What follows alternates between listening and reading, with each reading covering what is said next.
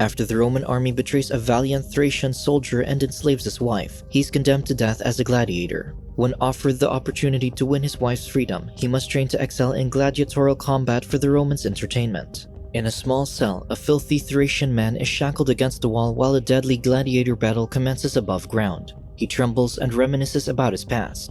Days ago, Roman legatus Claudius Glaber requests Thrace's support against Mithridates and his men, but the elder refused, since Thrace isn't part of Mithridates' conquest. However, Glaber claims that the barbarians, known as the Getae, will attack their region during the chaos, and he promises to help the Thracians against them if they join forces with Rome. The Thracian man speaks up and demands that all the Getae must perish by the end of the campaign, which the legatus guarantees. Afterward, the Thracian man returns home and tells his wife, Sura, that they'll leave at dawn, promising that he'll give up fighting to raise a family after the war. To enjoy their last night together, Sura leads him to their bed where they make love. The following day, the Thracian finds his wife outside, who worriedly recounts her dream of seeing him weakly bowing before a red serpent. She believes it's an omen that he'll perish in the campaign, but he assures her that it was just a dream. The Thracian ties a purple ribbon around her thigh to symbolize their devotion to one another. Soon, the Thracian army battles the Getae on the snowy mountains without the Romans' aid. They fight furiously, and the Getae eventually slay the elder. The Roman army finally arrives, causing the barbarians to retreat. However, Drennis grumbles at the Romans' late arrival. Later, the two armies set up camp for the night. While eating dinner, Drennis complains that the Roman hoard the good meat while they're left with the guts and bones. Furious, he suggests they abandon the campaign, but the Thracian man reminds him of their promise to the Romans. Drennis mocks him, which leads to a brawl. Roman soldiers arrive to break up the fight and order the two men to scout beyond the forward line by sunrise, lest they go without rations. The Thracian man helps Drennis up and says they'll finish their banter later, eliciting laughter from him. Meanwhile, Glaber enters his tent, where a woman in a fur coat grabs him from behind. Pleasantly surprised to see his wife, Ilithia, the two share a kiss. Glaber admonishes her for sneaking into camp because women are forbidden there, and her father would be furious. However, Ilithia explains that her father is too busy in the Senate to notice she'd left Capua. She then brings out her zesty wine and asks how the campaign's going. Glaber complains that he's stuck on the northern border fighting off barbarians, while another Roman officer, Cotta, is on the east coast battling Mithridates. Ilithia thinks her father won't be pleased, as he'd given Glaber the position as an opportunity for glory, further exasperating the legatus.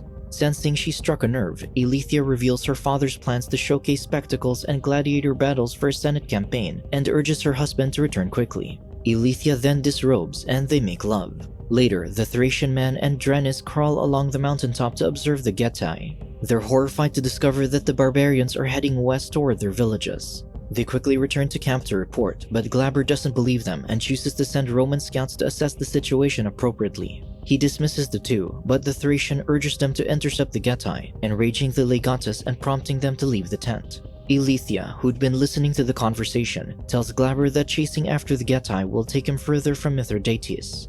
Glaber changes his plan to go eastward instead and instructs his wife to return to Capua, confident that he'll be a famous man when she sees him again. The two men return to camp, where the Thracian man complains about the legatus mocking their intel. Drennis calms him by showing him the wine he stole from Glaber's tent and suggests they drink it together. The next morning, the Thracian man wakes a drunk Drennis to tell him that legatus finally came to his senses, but Bizo informs him they're marching east instead. Glaber arrives and declares that they'll head east to fight Mithridates. However, the Thracian man refuses and reminds him that the Romans promised to help defeat the Getae. Enraged, Glaber moves to strike him, but the Thracian grabs his horse's reins, causing the animal to throw the legatus off its back. The Thracians then descend upon the Romans and slaughter them.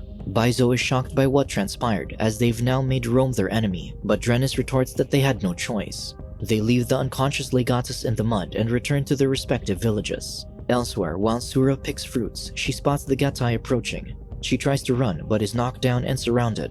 Sura bashes a barbarian's head with a rock, takes his sword, and attempts to hold them off.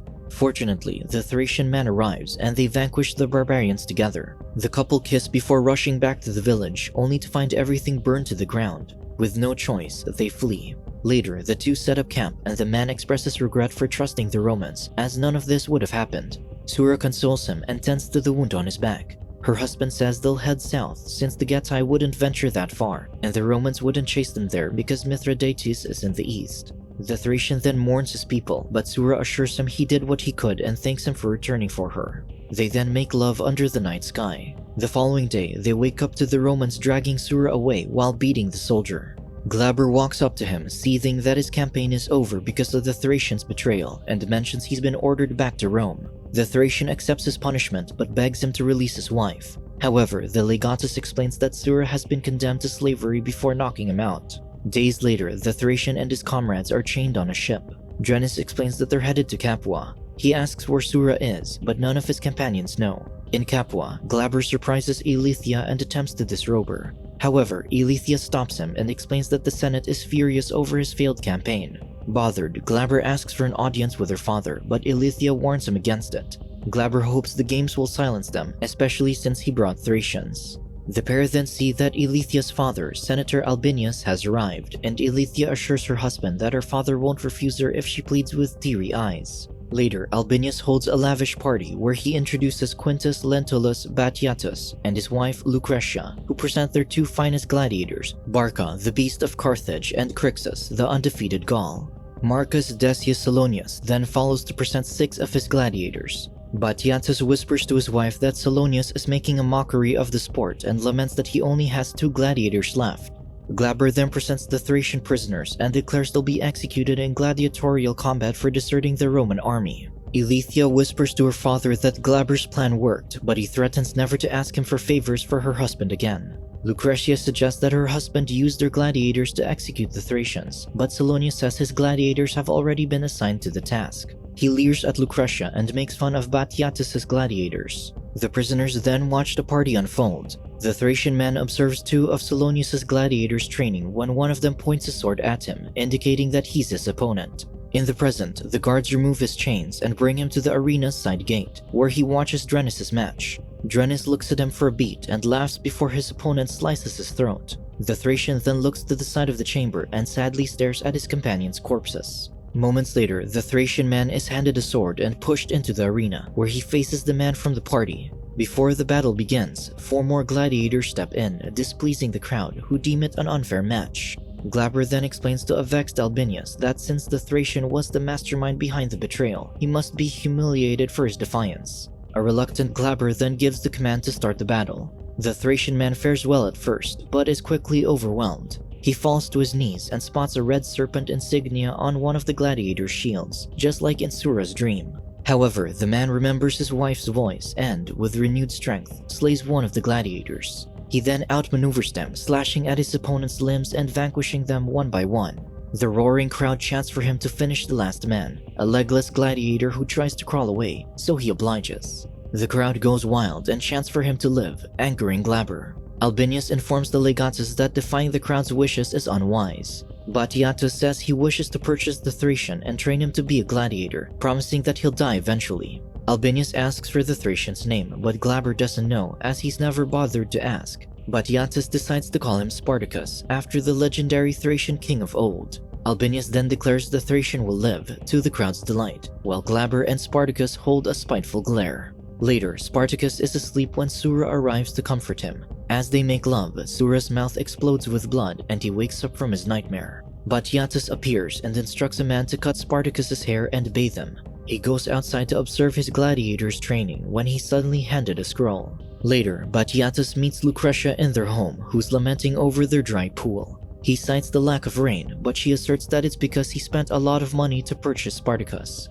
Batiatus argues that he paid for his worth and explains that Glaber may become a potential patronage since he bought Spartacus from him. The couple then makes love while their workers watch. Later, Spartacus is taken inside the gladiator's dungeon. The others comment on his performance in the arena earlier, addressing him as Spartacus, which surprises him.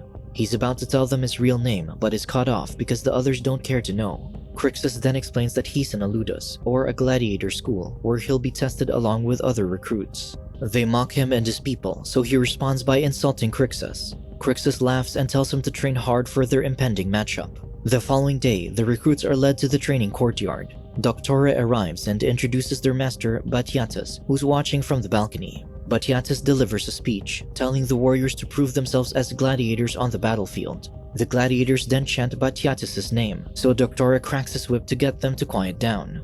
Doctora describes what a gladiator is and remarks that the rest of the recruits won't survive in the arena except for Spartacus, lauding his last performance. However, Doctora asserts that he only survived due to Salonius's poorly trained men and likely won't stand a chance against Batiatus's gladiators.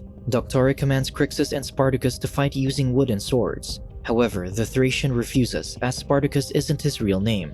Doctora then throws him a real sword, but he remains steadfast. Infuriated, Doctora tells Batiatus that he's useless and should be sent to the mines, when Spartacus suddenly seizes the sword. He attempts to strike the unaware Doctora, but Crixus blocks him. A match ensues, where Spartacus is easily outmatched. Meanwhile, Doctora describes Spartacus's errors to the spectators. Frustrated, Spartacus throws his sword at Crixus, who deftly blocks it. However, the ricocheting blade cuts one recruit's neck, ending his life. Doctora reprimands Spartacus for his carelessness, and Crixus moves in for the final blow. However, the trainer stops him and explains the hand signal for surrender to the Thracian. Spartacus refuses to yield, so Doctora orders Crixus to kill him. However, Batiatus interrupts and instructs them to continue training. He quietly explains to Lucretia that he needs Spartacus alive for Glaber's visit the next day. Batiatus leaves while Lucretia lingers longer as she and Crixus stare at each other. Later, the recruits undergo brutal training under Doctora's whip.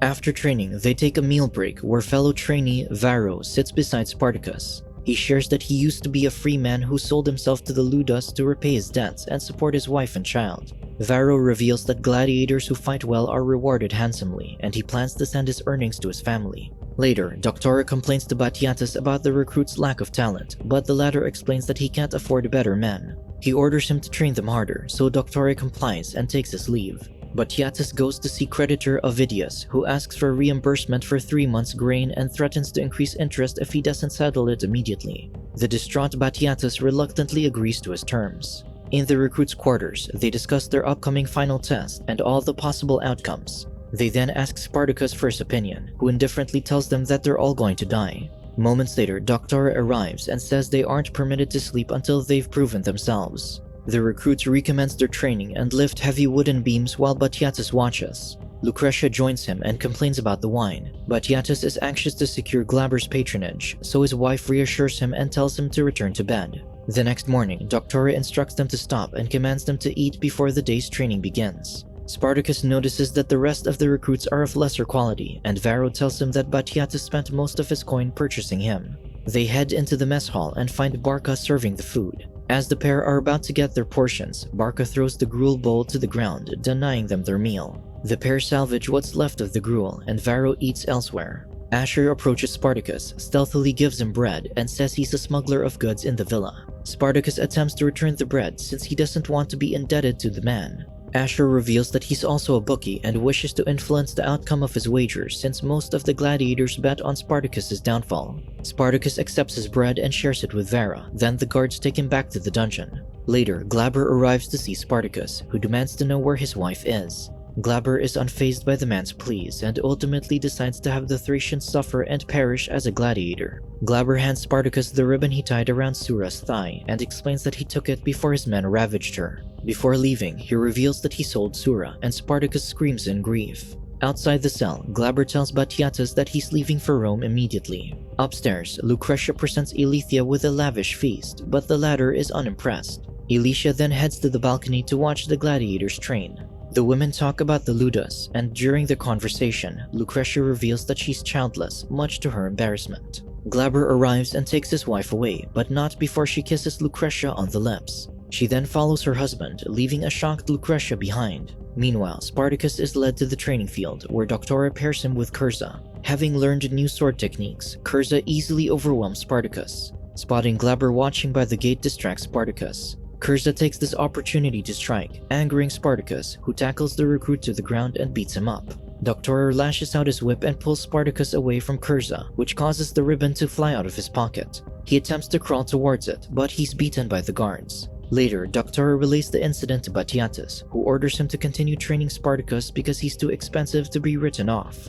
Doctora shows him the ribbon and explains the Thracian fought to retrieve it. Batiatus takes the ribbon and instructs Doctora to bring Spartacus to his chambers. When Spartacus arrives, the Lanista describes how the Ludus came to be, but the Thracian is steadfast in his refusal to join. Spartacus then reveals that he has a wife and wishes to see her again. Batiatus offers to reunite them if Spartacus swears his loyalty and servitude to him. He then places the ribbon in the Thracian's hand. Later, the final gladiatorial test is underway. Varro fights a gladiator on a raised platform while Batiatus, Lucretia, and the other gladiators observe. The match ends in a draw and Varro passes the test. Barca is then called to spar against the recruit, Marcus, but he barely breaks a sweat in putting the inexperienced warrior away. Crixus is then chosen to fight against Spartacus, but before they duel, Spartacus weighs heavy on Batiatus' offer and cries. He then removes the ribbon and moves to strike his opponent. He manages to stand his ground, but Crixus knocks him down. Disappointed, Batiatus gives the order to finish him when Spartacus notices that Crixus is standing on the ribbon.